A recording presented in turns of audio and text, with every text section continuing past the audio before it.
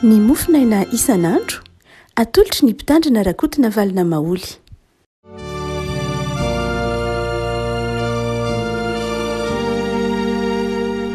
Famirava tsika ry havana izao alakamisy fa 13 ny volana May izao, andro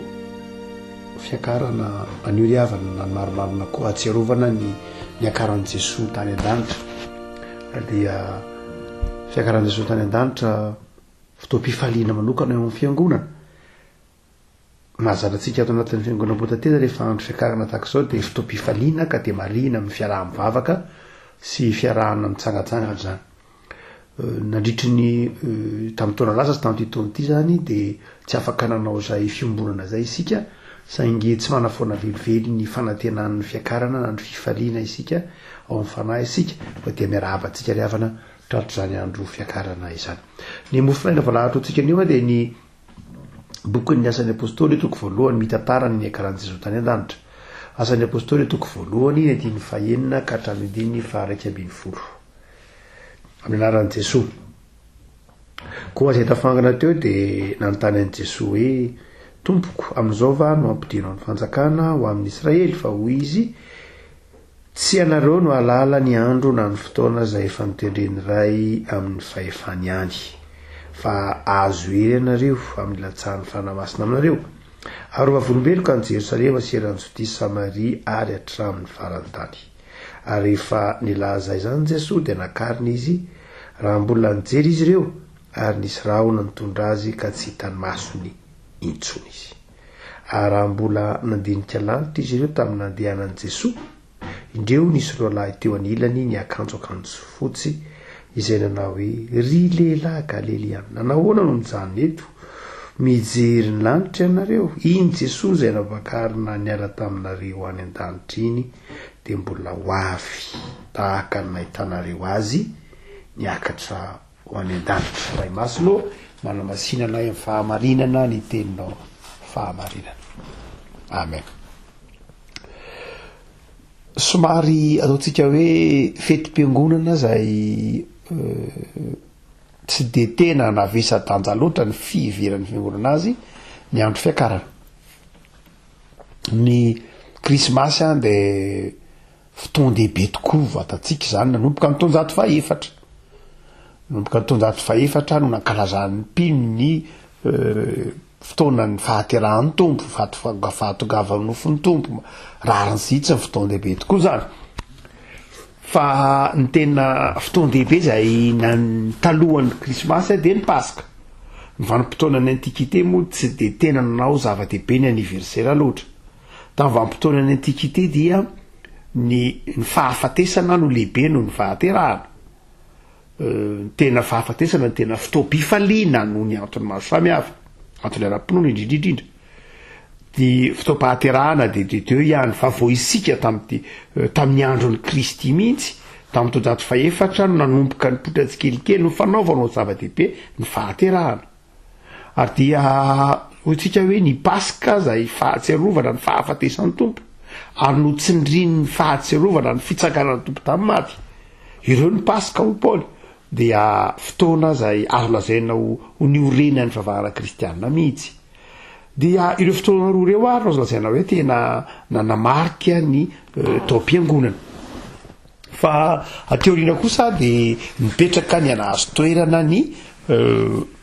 ascension, ny andro fiakarana.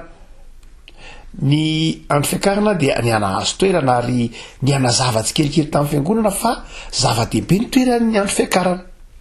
Satria ny andro fiakarana no milaza fifarana ny asa nataon'i Jesosy teto ambonin'ny tany, ary fiantombohan'ny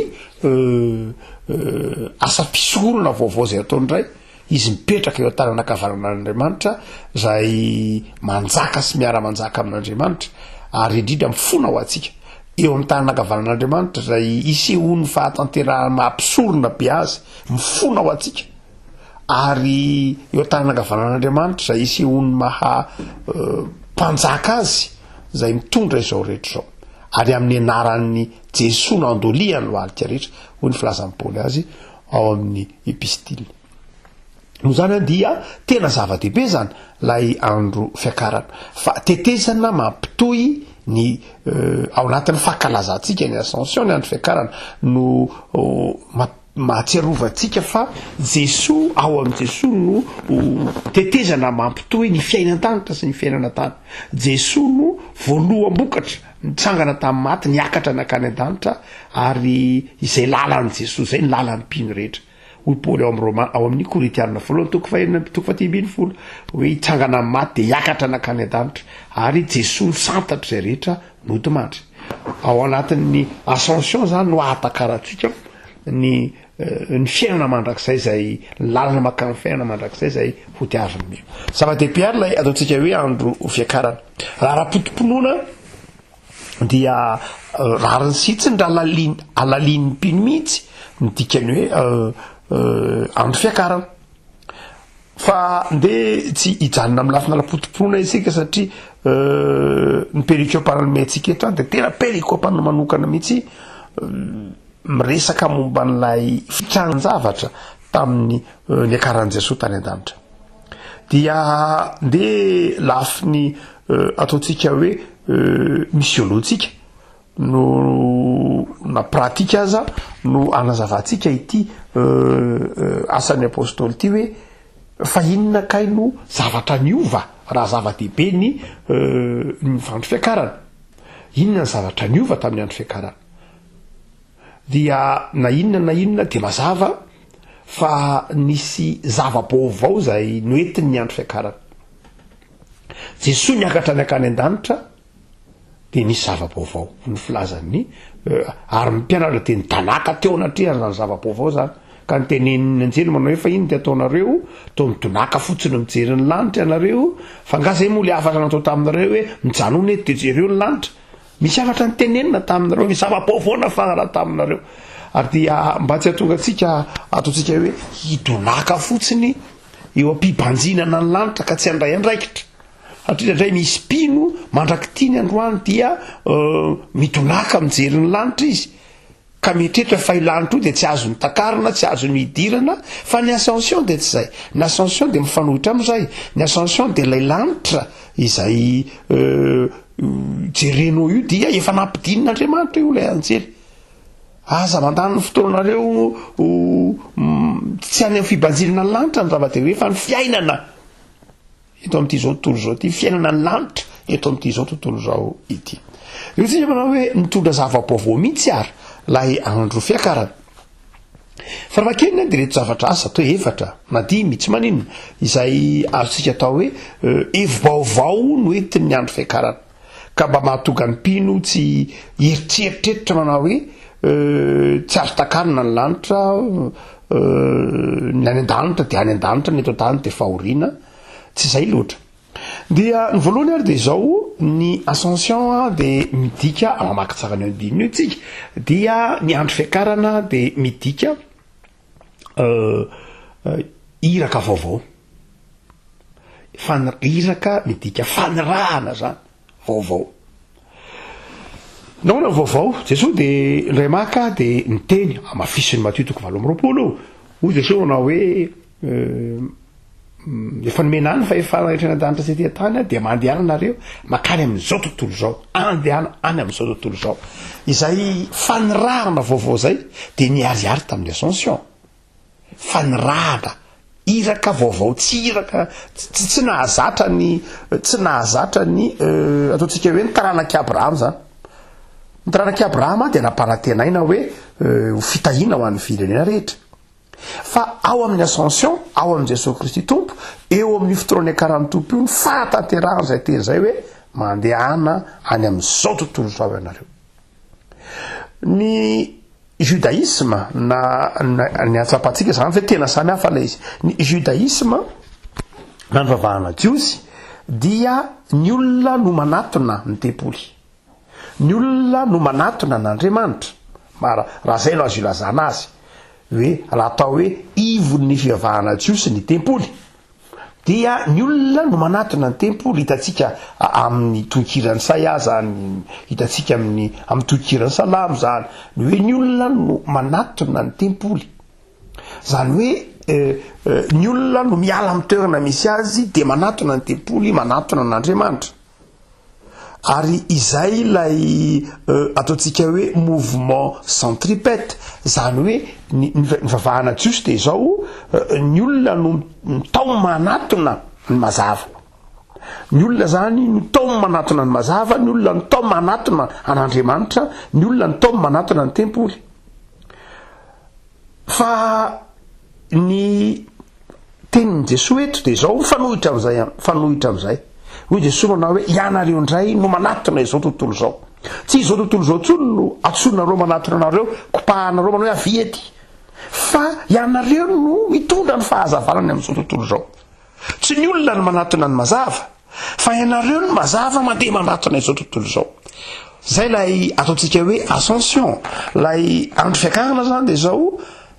amin'ity andro fiakarana ity no iariariny zay fanirahana vaovao zay manao hoe miova ny ataontsika hoe ny paradigme miova ny fomba fiasa sy ny fomba fisaina sy ny fandehan-javatra rehetra ka izao tsy miandrinareo tsy mikopaka ny olo amin'ny avima nakaika na avima natona aty tsy zay tsony ny izy hoy Jesosy fa nareo mihitsy no mitondra ny fiainana any amin'izao tontolo zao tsy ilay Andriamanitra izay miantso ny olona no torianareo fa lay Andriamanitra zay efa nanatona ny olona no torianareo tsy lay Andriamanitra zay mila miezaka ianao manatona azy tsy lay Andriamanitra zay miandro fotsiny ka anaovana fiezahana hitakina ataontsika hoe fampizalitena sy asa maro samihafa no torianareo fa lay Andriamanitra zay nanafoana ny tenany ka nakaindriky ny mpanompo no torianareo manompoka amin'ny ascension no zany dia niova hoitsika lay asa niova zany lasa iraka vaovao tsy iraka mitaky tsony fa iraka manome satria raha ny olona no manatona de zao ny olona no miezaka ny olona no mitondra ny olona no manao ny zavatra rehetra anatonana an'Andriamanitra fa niova lay fandaminana ny tompo manompoka amin'ny ascension andro fiakarana de zao ny tompo no efa nitondra ny tompo no misahirana no zany de zao isika no misahirana eo amin'ny toeran'ny olona fa tsy izao tontolo zao no misahirana zany hoe lasa ny olona lasa enao zany no mitondra fiainana ho an'izao tontolo zao fa tsy izao tontolo zao no mitondra fiainana ho anao ianao no mamelona izao tontolo zao fa tsy izao tontolo zao no mamelona anao satria Jesosy lay fiainana dia niova mihitsy hotsika teo raha ohatra ka avany amin'ny tontolon'ny vavahana jiosy ka mamaky tsara ny testamenta taloha isika de atakatra zay fahasamihafan'izay ary Paoly natakatra tsara an'izay ireo apôstôly de natakatra tsara an'izay fa isika moa efa ao anatin'ny tontolon'ny testamenta vaovao de tsy tena mahatakatra lay fahasamihafana hoe lay fitoriana ingezay asain'ny tompo ataontsika de zao isika ny manatona zao tontolo zao ny fiangonana no manatona zao tontolo zao ny mpino no manatona zao tontolo zao ary raha manatona zao tontolo zao itsika de tsy eta mavesatra ho an'izao tontolo zao zany ny finoana fa manafaka izao tontolo zao ary io no mahatonga ny kristianina manafoana tena ao anatiny io no mahatonga ny kristianina manao ny antsoina hoe contextualisation zany hoe mamantatra ny zavatra afahany mitsofoka ao anatin'ilay zao tontolo zao mitondra ny fahazavany Kristy fa ny faharoa de zao le avako malala hotsika hoe efatra na dimy ny voalohany de iraka vaovao zany fa ny faharoa de hafatra vaovao tsy hoe lay iraka ihany raha ohatra ka lay iraka vaovao fa izao lay votoakana le afatra mihitsy koa ny vaovao le zavatra hoentina koa ny vaovao le zavatra hoentina de hoy Jesosy manao hoe ova volombeloko ianareo Matthieu de miteny manao hoe hoy Jesosy hoe raha naniraka Jesosy izy manao hoe mandehana de mitory ny filazantsara amin'ny olombelona rehetra de ataovy mpianatra ny firenena rehetra de ataovy batisa amin'ny anaran'ilay zanakany fanamasina izy lay votoatiny lay iraka zany tsy lay fanirahana ihany ny vaovao tsy lay mission ihany ny vaovao fa izao koa lay message na lay afatra koa vaovao inona koa lay afatra vaovao de izao vao manomboka ny filazantsara de indrindra ny eny lioka de zao ny afatra olika manao hoe mandeha anatreo fa efa akaiky ny fanjakan'Andriamanitra. Lay teny hoe akaiky jereo tsara fa noetretin'ny olona raha miteny foana manao hoe efa akaiky ny fanjakan'Andriamanitra de ny fiheverany azy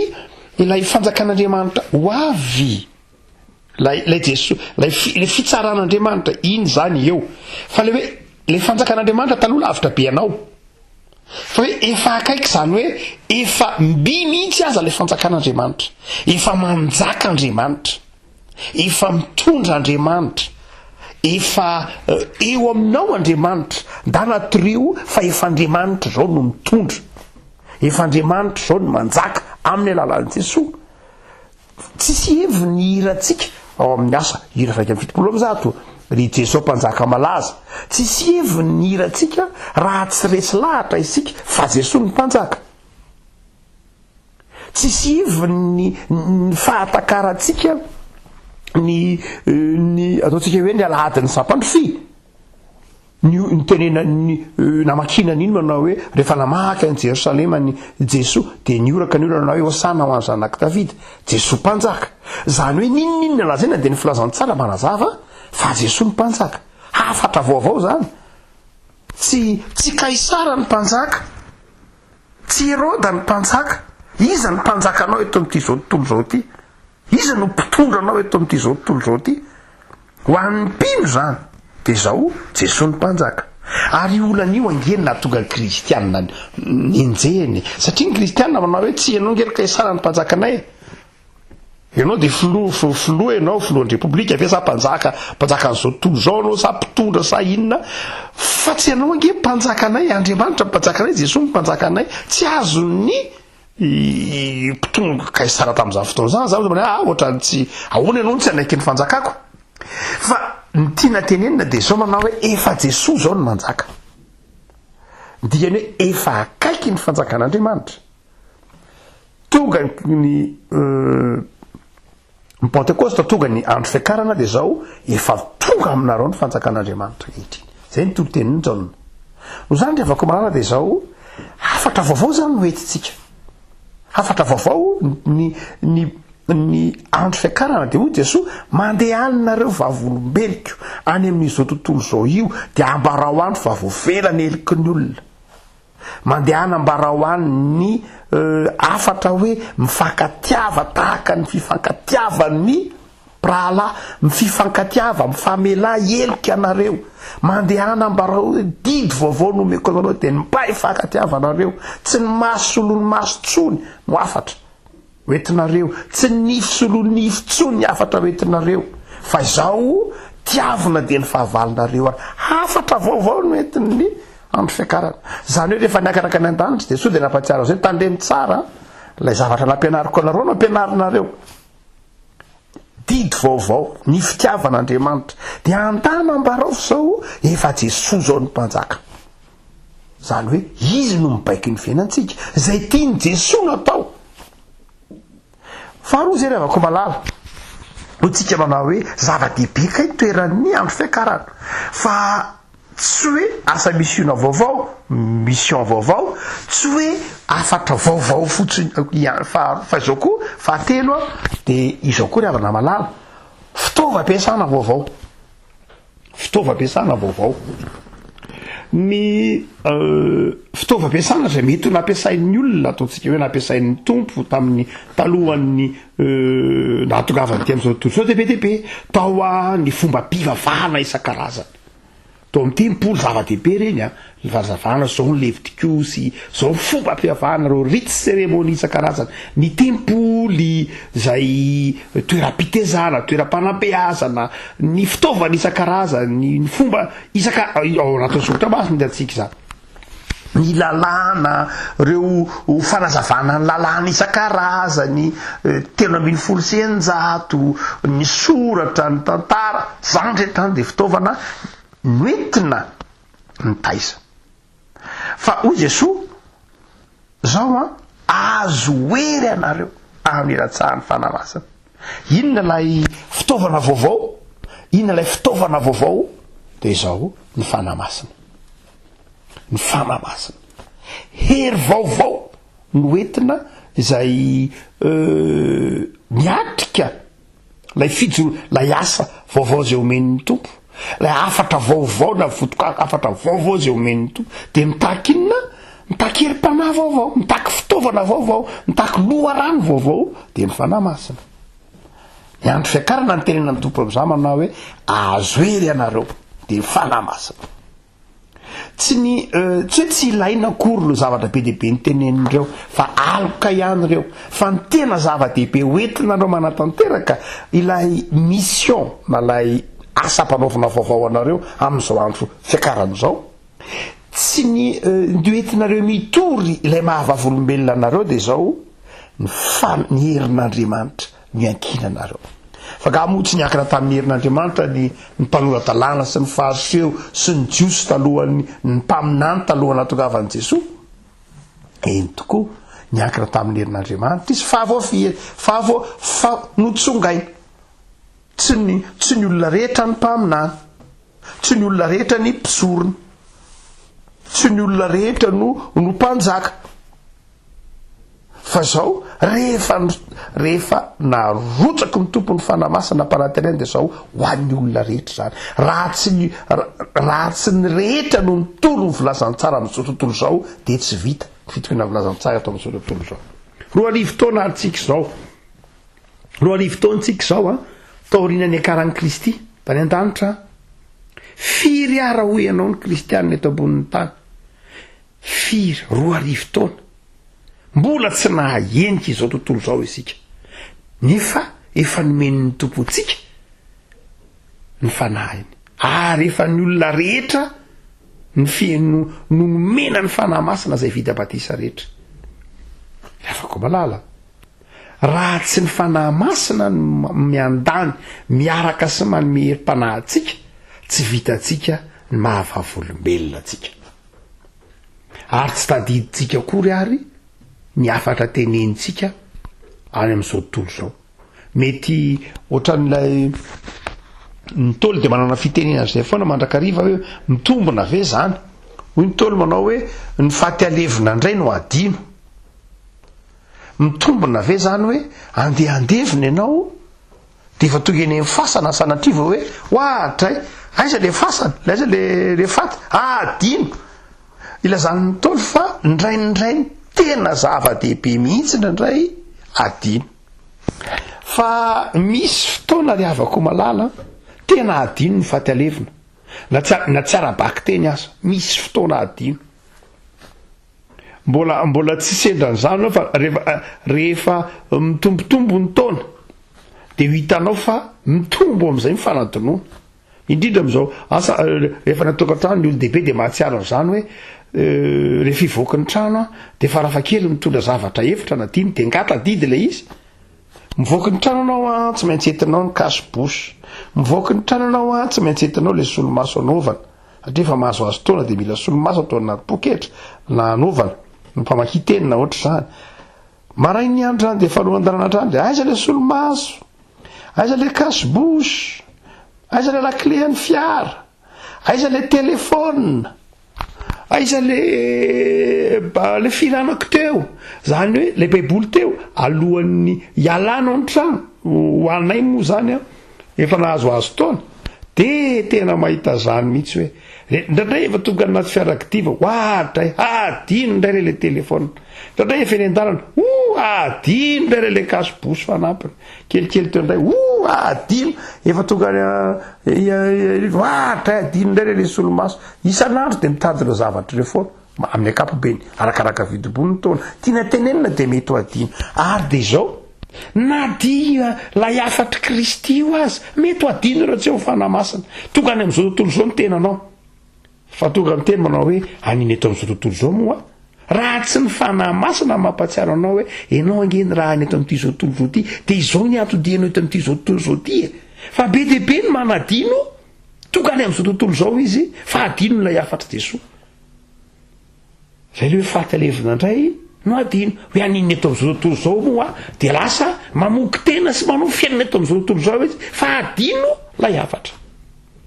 hotsika manao hoe zay no antony nanomezany tompo ny fanahiny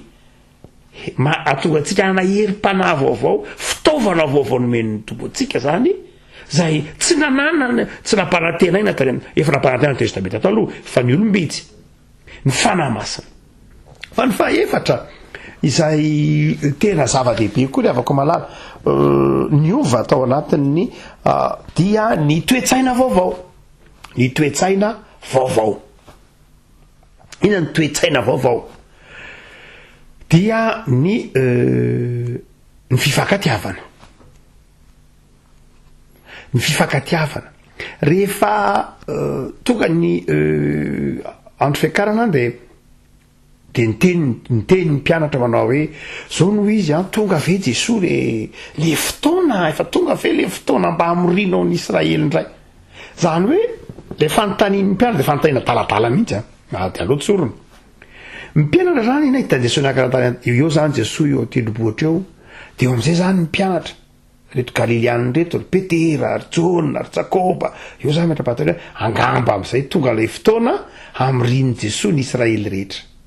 zany hoe eo zany reo mpianatra reo de nietrehitra hoe eo Jesosy vao tena handray ny fanjakana ka ho afaka am'izay ny Romanina de ho tonga fanjakana anankiray ny Israely izany hoe lay fanjakana folo tany aloha raha zay very tamin'ny andron'ny Asirianina de io fa ho tonga fanjakana anankiray zany hoe de ilay lafiny ara-politika lay dimension politique lay lafiny ara-politika lay Messie io nieritreretin'ny mpianatra hoe ouf tonga lay fotoana Jesosy tsara tamin'ny maty ianao resy ny fahafatesana zay zany ny tena heviny ho tonga fanjakana anankiray am'izay ny Israely de hoy ny tompo manao hoe ho Jesosy namaly manao tsy tezitra Jesosy kosa aloha fa Jesosy manao hoe fa hoana azy fantainareo zany tsy anjaranareo mahafantatra zany fa antsaran'Andriamanitra zany hoe tena toetsaina vaovao ny tiany ny tompo ao an-tsainy reto mpianatra reto tsy lay toetsaina taloha tsy lay toetsaina lay voafatotry ny tantara-piainany lay hoe io natonga ny Jesosy gny metra-pahatiny ataonareo iza moay ataonareo iza moay de izy teny ka ianao zao Messia sy ny sisa rehetra de ho Jesosy fa nareo manao ao iza zany hoe Jesosy zany te hitako toetsaina vaovao mihitsy ao am'reto mpianatra reto ny karan' Jesosy tany an-tany de tokony nanova ny toetsainy reto mpianatra reto ary rehefa latsaka ny fanahy masina de tonga toetsaina vaovao porofony zany fa kio tsara nasaina toko faharoa-ambadika ao fa niombona ny olona avokoa ny fanahana ny rehetra toetsaina vaovao ny ascension zany dia nylazan'ny tompo manao hoe toetsaina vaovao ao ambadika zao ho avy io Pentecoste toetsaina vaovao zay no andrasana aminareo fomba fijery vaovao ny fiainana zay no ambadiky ny andro fiakarana eo ampianarana ny Pentecoste toetsaina vaovao fitaovana vaovao hafatra vaovao asa vaovao fa nde ataotsika hoe ny fahadimy ny fahadimy farany zay tena zava-dehibe koa le avako malala dia ataotsika koa hoe ny evy-dehibe fahadimy zay ao ambadiky ny ascension mamaky ny hatrany amin'ny andiny nde ataotsika hoe hatrany amin'ny andiny ny faharaiky ambin'ny folo sika de hoy ny andiny faharaiky ambin'ny folo iny Jesosy zay nampakarina taninareo iny dia mbola ho avy ary dia asehony tsara ambony ery manao hoe ary tsy hitany masony intsony andiny ny fahasivy tsy hitany masony intsony fomba fifandraisana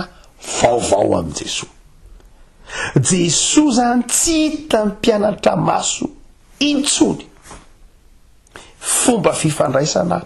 vaovao ny fomba nahazatra ny mpianatra ny fandray tamin' Jesosy de hita masony Jesosy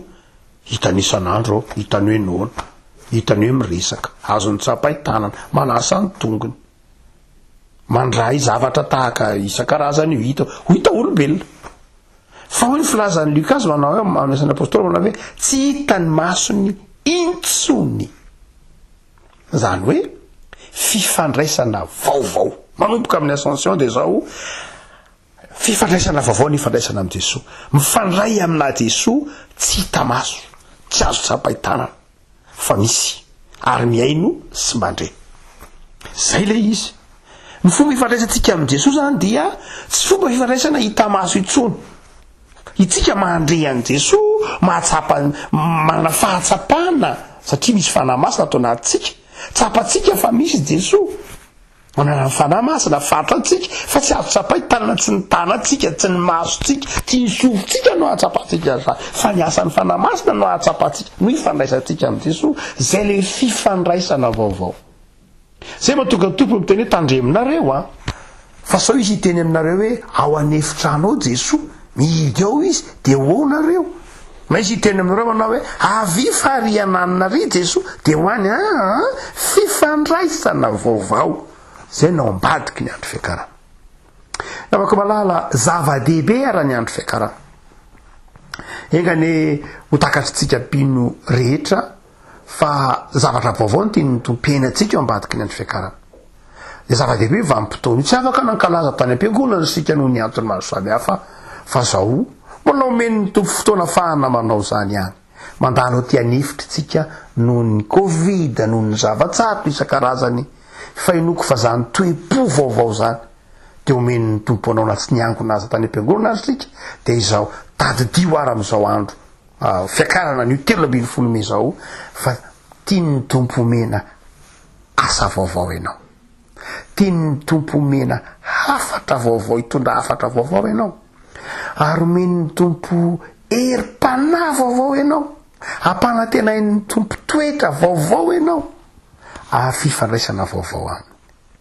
engany izy afaka malala ny fanahin'ny tompo toetra betsaka ao anatinao ahafahanao mandroso hatrany amin'ny lalina amin'ny fijoroana vavolombelona hoy ny tompo aminao ankehitriny manao hoe ho vavolombeloko ianao vavakasika tompo misaotranao zahay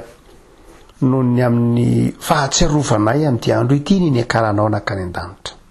resinao ny fahafatesana vitanao ny asa-pamonjena ty amin'izao tontolo zao ary zanak'Andriamanitra izahay zanak'Andriamanitra zahay raitapo aminao Jesosy de tianao ny ahatsiarovanay fiainam-baovao fiainam-baovao zay ahatsiarovana fa volombelonao zahay any amin'izao tontolo zao eto anivon'izao tontolo zao fa volombelonao zay mitondra ny toetsainao Jesosy ny fahalemem-panahinao ny afatrao mitory ny fahavelomanao ary vavolombelonao tafianao hery vaovao de ny fanahinao masina vavolombelonao ataonao manana fisainana vaovao fijery vaovao ny amin'ny hevitry ny isan'andronay ary fifandraisana vaovao ao amin'ny alalan'ny fanahinao masina tompo reto ary zahay amin'izao andro fiakarana zao ataovy nitoetra eto amin'izao tontolo zao ny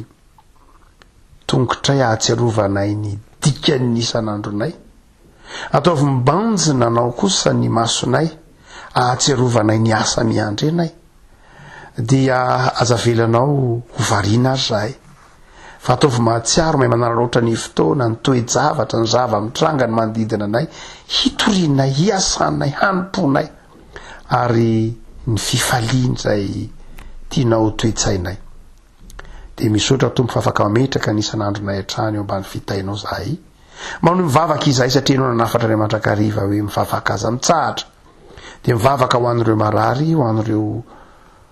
zay miady mafy misotra anao manokany ny am'ireo efa nahatsiaro valim-bavaka manokana misotra ny am'romenao fitahina nomenao fifaliana misotra ny am'ireo zay nomenao soa maro samihafa na de atao anatin'ireo zavatsarotra izao ary misotra ny am'ireo sitrana ao reo mbola marary ao reo mbola mitsabo tena sitrano tompo ny salamo arovy miherim-panahitra any ny mpitsabo ny tompona ndraikitra ny fiangolanao teristy iozon-kozona ny finoana misaotra fa mihaino vavaka ianao noho ianao Jesosy Kristy mpamonjy amen